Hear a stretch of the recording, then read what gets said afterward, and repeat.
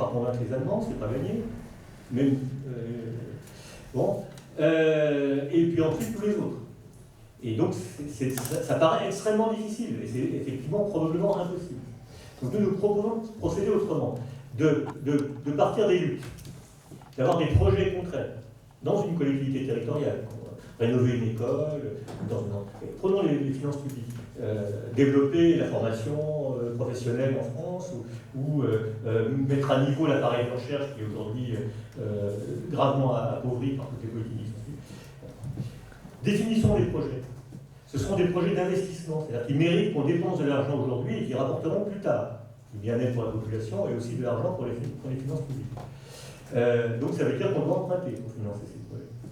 Et il y a 4 000 milliards d'euros qui circulent dans les banques et dans les marchés financiers. 2 fois le PIB de la France. 2 fois le PIB de la France, d'ailleurs. Et qui ont été créés à partir de rien par la Banque Centrale Européenne.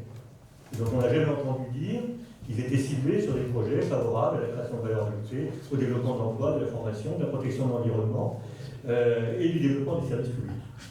Donc si on était capable de peser sur une partie seulement de ces 4 000 milliards d'euros pour réorienter ces financements vers des projets qui soient démocratiquement élaborés, techniquement validés, politiquement soutenus jusqu'à Francfort, pour le coup, on disposerait d'une ressource considérable pour financer des investissements à un coût ridicule, puisqu'aujourd'hui, la Banque Centrale Européenne prête à 0%, voire à moins 0,4%.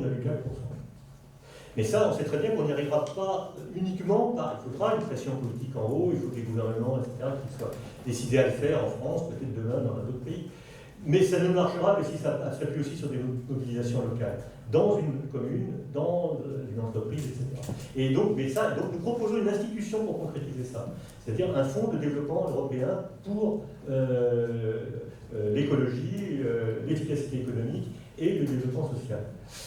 Alors, et ce que disait Jean-Pierre est tout à fait exact, c'est que c'est déjà un sujet de débat dans le mouvement progressiste de gauche en Europe. Francis Wurst avait depuis plusieurs années proposé une campagne européenne sur ce thème-là, qui a été amorcée, qui n'a pas été poussée jusqu'au bout.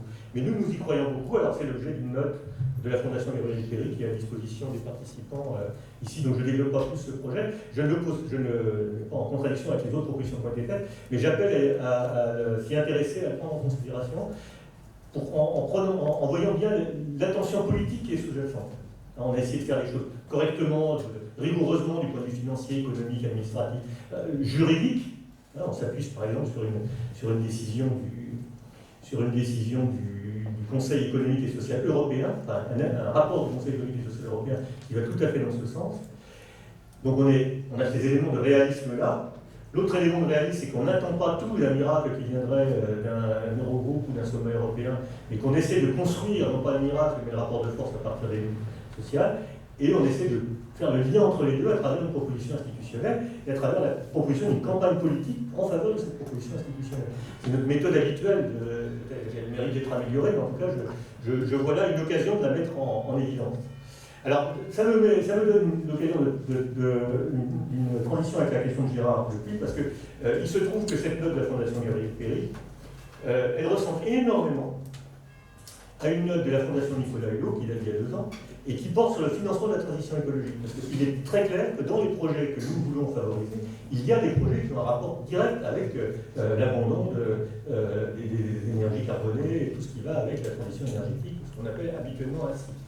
Je pense que je crois que l'émergence du thème écologie avec la réalité, le temps du monde fini commence, elle nous a permis à nous, marxistes, de prendre conscience de choses qui étaient déjà dans Marx. Quand on dit la richesse, la mer c'est la nature, et la terre c'est le travail humain. Et quand on parle de critères de gestion, quand on parle d'économiser le capital matériel par rapport à la valeur qui a été créée, il y a une dimension écologique qui s'en dégage, qui était implicite mais qui est devenue, qui nous crève les yeux maintenant qu'on voit la crise économique sous nos yeux.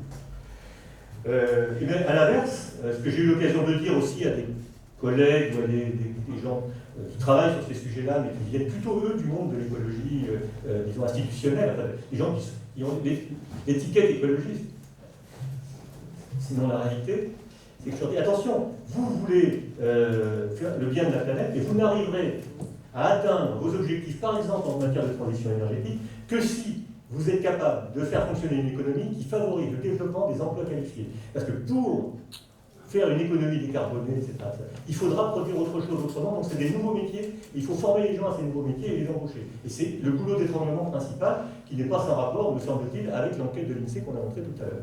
Donc voilà, c'est l'élément de réponse que je donne, et qui évidemment n'épuise pas le débat à mon avis. Alors la question la plus difficile pour moi, et peut-être que...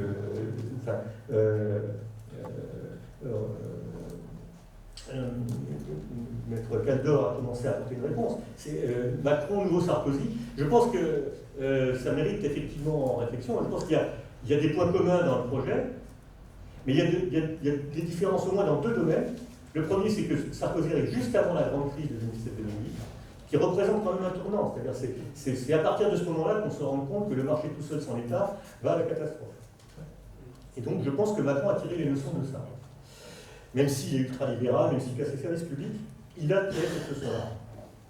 Mais par Sarkozy, il avait tiré aussi tout de suite, hein, en pleine crise en 2008, il prend des mesures très, très étatiques, et d'ailleurs qui se sont révélées sous certains aspects efficaces, hein, pour sauver les banques, pour sauver les deux groupes de l'automobile, etc. Donc il y a ça, et d'autre part, il y a un paysage politique qui est quand même assez différent, puisqu'en 2007, on a une gauche structurée, pas forcément comme on aimerait qu'elle le soit. On a aux législatives un pourcentage de voix pour le Parti communiste qui n'est pas très satisfaisant, mais quand même bien supérieur à celui qu'on a aujourd'hui, etc., etc. Donc Macron dispose d'un champ politique qu'il a, en quelque sorte, que son aventure électorale a contribué à façonner, et qui lui donne des leviers que Sarkozy n'avait pas forcément. Combien de temps ça va durer, on n'en est pas sûr. Mais je vois là deux différences qui méritent d'être citées. Mais il faudrait effectivement creuser davantage cette question. Je pense qu'elle est vraiment intéressante. Et que, si on essaye de la suivre jusqu'au bout, elle sera porteuse d'enseignement. Et puis bon, je ne peux qu'abonder dans le sens de Roland Weil sur l'idée de passer du pouvoir... Alors que le projet de nos dirigeants, ça soit de passer de tout ce qui reste encore de démocratique à de l'expertocratie, ça c'est tout à fait clair. Mais nous, notre projet est exactement l'inverse d'une certaine façon. Et en particulier sur tout ce qui concerne la prise de pouvoir sur l'argent. Parce que Macron est l'incarnation même de la technocratie financière, avec son parcours. Entre la commission Attali et la banque Rothschild, on est servi. Et en passant par l'État et par Bercy. Donc,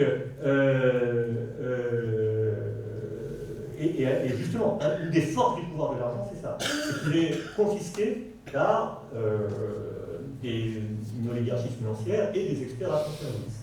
Et tout ce qui peut aider la population, les citoyens, à avoir une expertise sur l'argent est bon.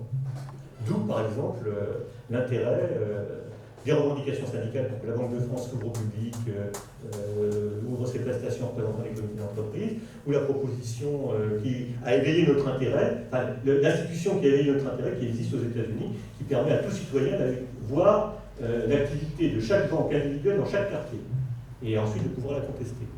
Chose qui est totalement inimaginable en France, où on a tout au plus des statistiques, et encore à la suite d'une bataille syndicale, tout au plus des statistiques par département et toute profession bancaire confondue, ce qui est quand même beaucoup moins intéressant du point de vue de la pression qu'on peut faire sur les établissements individuels. Mais quand même, quand on a une bribe d'information, il est important de pouvoir la mettre à la disposition du public et des citoyens qui ont envie de prendre le pouvoir. C'est une des voies pour prendre le pouvoir sur l'argent que nous préconisons. Peut-être avant de relancer, je veux pas, j'ai une intervention, mais c'est pas ça, je veux juste... Je peux avoir le micro, celui-là.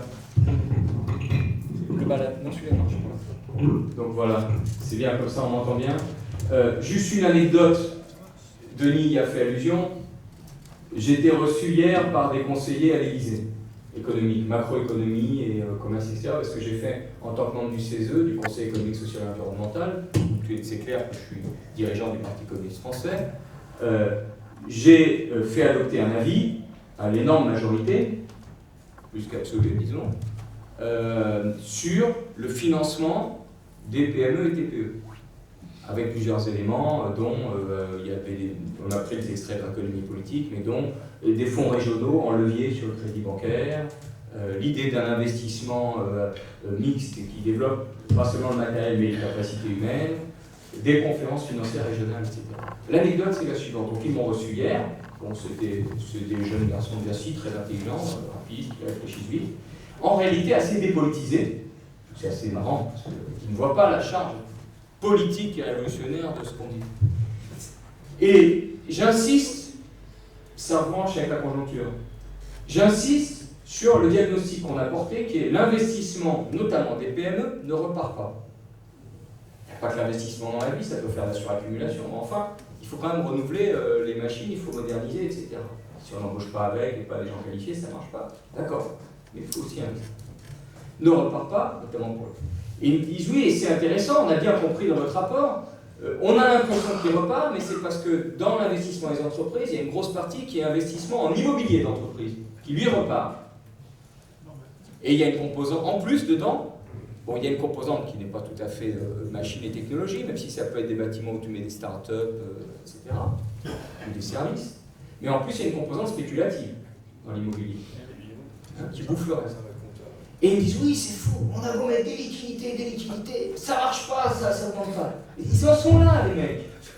Non, il faut savoir, c'est-à-dire, nous sommes sur des problèmes réels. C'est-à-dire, dans l'aspect civilisation, et je développerai tout à l'heure, il y a un commun qui est, nous sommes sur des problèmes réels. C'est pas l'élite et les hommes qu'il faut exclure, etc., éliminer en tant que biologie élite. Non, il y a des positions, des connaissances, des savoirs, mais c'est important dans la situation actuelle. Et des problèmes